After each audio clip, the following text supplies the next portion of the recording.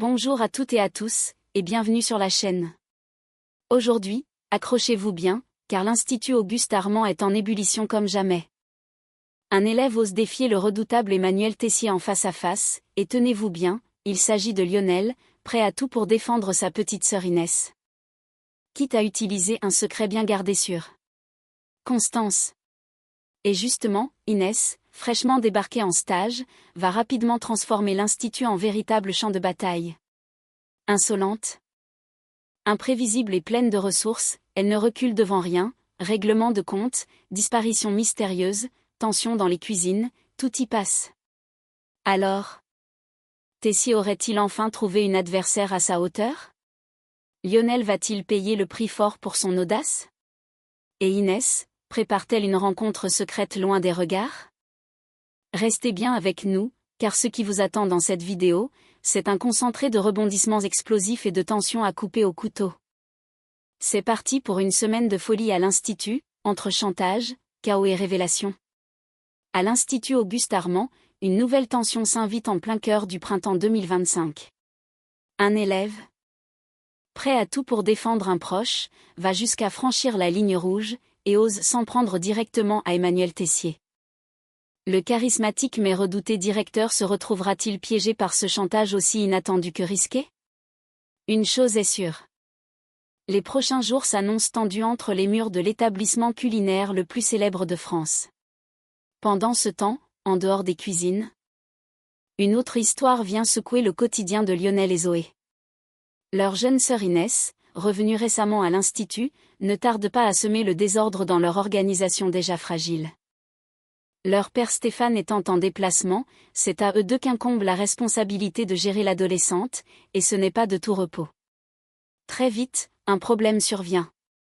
Inès a complètement oublié d'envoyer sa convention de stage, ce qui la prive de toute possibilité de stage validé pour l'instant. Paniquée mais débrouillarde, elle tente de sauver les meubles en proposant une solution de dernière minute, faire son stage, directement au café où travaillent ses aînés.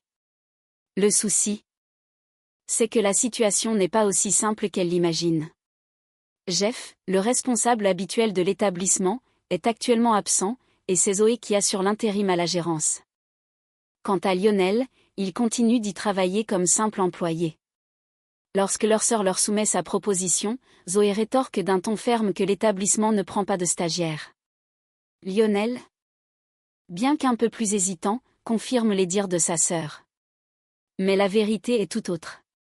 S'il refuse de l'accueillir, ce n'est pas pour des raisons administratives, c'est simplement qu'aucun des deux n'a envie de devoir gérer la tornade Inès au quotidien. Déjà bien occupés par leurs propres responsabilités, Lionel et Zoé redoutent à juste titre les complications qu'implique la présence constante de leur sœur, aussi vive qu'envahissante. Reste à savoir si Inès acceptera ce refus ou si elle trouvera un autre moyen, peut-être plus radical, de parvenir à ses fins. À l'approche d'un événement prestigieux, l'Institut Auguste Armand se prépare à vivre un moment d'exception, un dîner d'envergure, organisé en présence de grands noms de la gastronomie. Pour Emmanuel Tessier, cette soirée représente bien plus qu'un simple repas, c'est une vitrine, une démonstration d'excellence, une scène sur laquelle il entend briller, en s'entourant des talents les plus prometteurs. Fidèle à sa stratégie, Tessier compose sa brigade en toute autonomie. Pour sublimer les entrées, il jette son dévolu sur Amy. Une élève brillante et appliquée, qui n'est autre que la petite amie de Lionel. Pour les plats principaux, il choisit Jude, reconnu pour sa technique impeccable, et confie les desserts à Jasmine, dont la créativité n'est plus approuvée. Mais dans les coulisses de cette sélection, un malaise commence à poindre. Lionel, visiblement agacé par la proximité entre sa compagne et Tessier dans le cadre de ce projet, ne cache pas son irritation.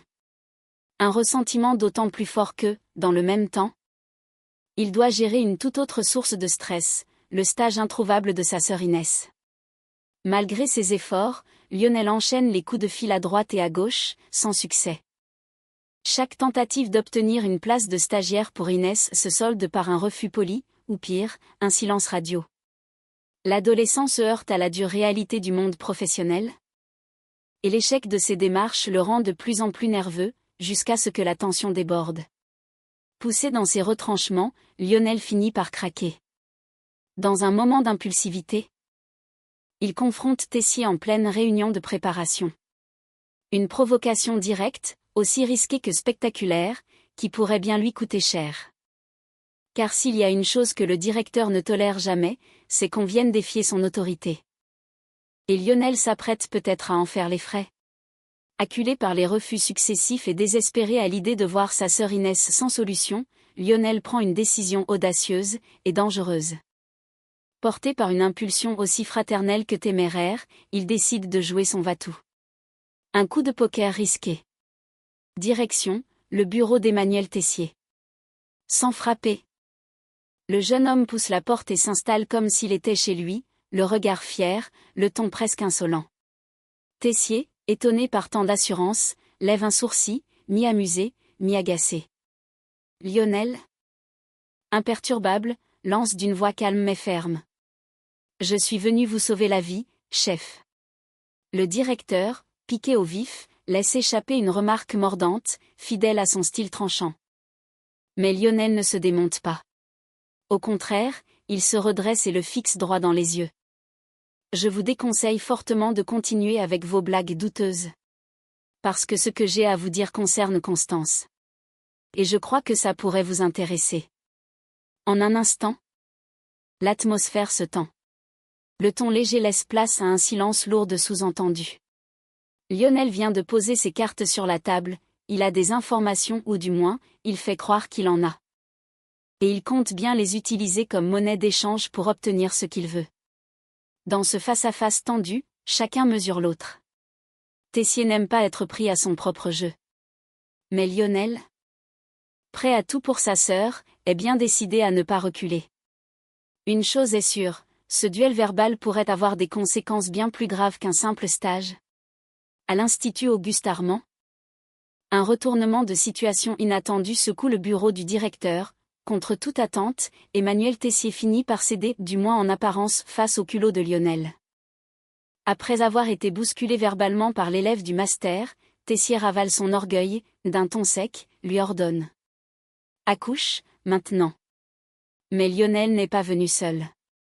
Avant de dévoiler son jeu, il attrape son téléphone et passe un rapide coup de fil. Quelques instants plus tard, Inès fait irruption dans le bureau, le regard malicieux, le pas rassuré. Visiblement ravi d'assister à ce moment tendu. Sans détour, Lionel expose sa requête, il exige que sa sœur soit prise en stage à l'Institut pour toute la semaine suivante.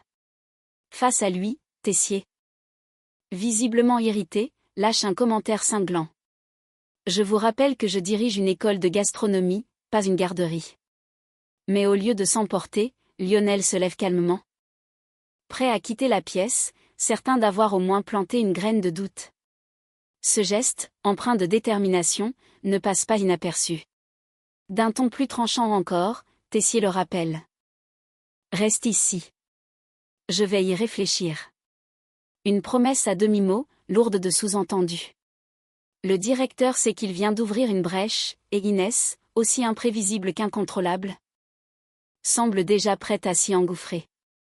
L'Institut pourrait bien vivre une semaine agitée, car si Tessier recule, ce n'est jamais sans raison. Et rarement sans conséquence. Le face-à-face entre Lionel et Tessier atteint son paroxysme.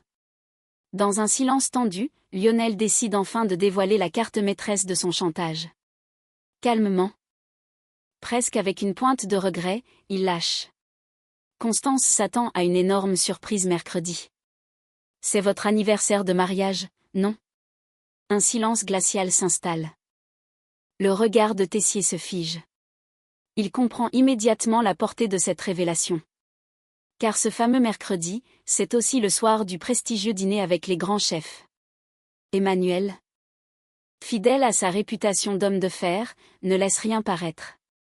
Il garde le silence, les traits crispés, comme s'il tentait de contenir une colère sourde. Mais Lionel, lucide, sait qu'il a visé juste. Il n'insiste pas. Il ajoute simplement, d'une voix calme mais pleine de sous-entendus. C'est vous qui voyez, chef. Mais à votre place, je n'aimerais pas qu'elle soit déçue. Un instant encore, Tessier lutte intérieurement. Puis, Dans un soupir à peine audible, il baisse les armes. C'est rare. Presque historique. Il finit par céder. Le regard dur, il fixe Inès et Lionel, puis tranche. Très bien. Inès commence son stage mardi matin. 8 heures. Dans mon bureau. Et qu'elle soit à l'heure. La sentence est tombée. Inès jubile, Lionel esquisse un sourire discret. Tessier, lui. C'est qu'il vient de faire une entorse à ses principes, mais aussi qu'il a évité une explosion dans sa vie personnelle.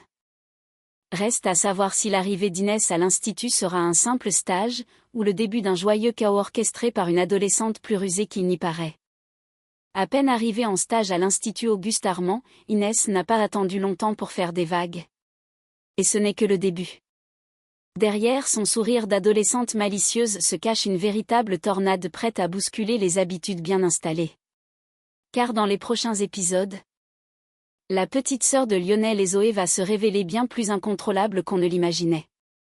Très vite, Inès commence à régler ses comptes. Avec une audace déconcertante, elle dit tout haut ce que beaucoup pensent tout bas, n'hésitant pas à remettre certaines personnes à leur place, quitte à créer des tensions et à briser des équilibres fragiles. Et quand la pression monte, Inès préfère tout simplement disparaître. Fidèle à elle-même, elle n'hésite pas à faire l'école buissonnière, échappant aux contraintes du stage comme elle évite les responsabilités. Mais ce n'est pas tout, alors que personne ne sait vraiment où elle va. Inès soigne son apparence et se fait belle. Une tenue soignée, un regard mystérieux, tout laisse penser qu'un rendez-vous important l'attend. Serait-elle en train de voir un garçon en cachette ? Et comme si cela ne suffisait pas, Inès va aller encore plus loin. Elle s'apprête à mettre un coup de pied bien placé dans la fourmilière, provoquant un chaos inattendu au sein de l'Institut. Rien ne semble pouvoir l'arrêter, avec son énergie débordante et son franc-parler, elle risque de déstabiliser bien des certitudes. Une chose est sûre. L'arrivée d'Inès à l'Institut ne passera pas inaperçue. Et entre révélations, conflits et échappées imprévues, la semaine s'annonce mouvementée, pour ne pas dire explosive. Et voilà, les amis. Vous l'aurez compris, entre le chantage inattendu de Lionel, la réaction glaciale de Tessier et l'arrivée explosive d'Inès, cette nouvelle intrigue promet de secouer l'Institut Auguste Armand comme jamais auparavant. Alors, que va-t-il se passer maintenant que la tempête Inès est lancée ? Tessier regrettera-t-il d'avoir cédé ? Et surtout, jusqu'où ira la jeune sœur de Lionel pour imposer sa loi ? Si vous avez aimé cette vidéo, n'oubliez pas de liker, de vous abonner et d'activer la cloche pour ne rien manquer des prochains rebondissements. Dites-nous en commentaire, pensez-vous qu'Inès cache un plan encore plus tordu ? Ou que Tessier prépare une vengeance à sa manière ? On attend vos théories avec impatience. Merci de nous avoir suivis et à très vite pour un nouveau débrief toujours plus croustillant. Ciao tout le monde.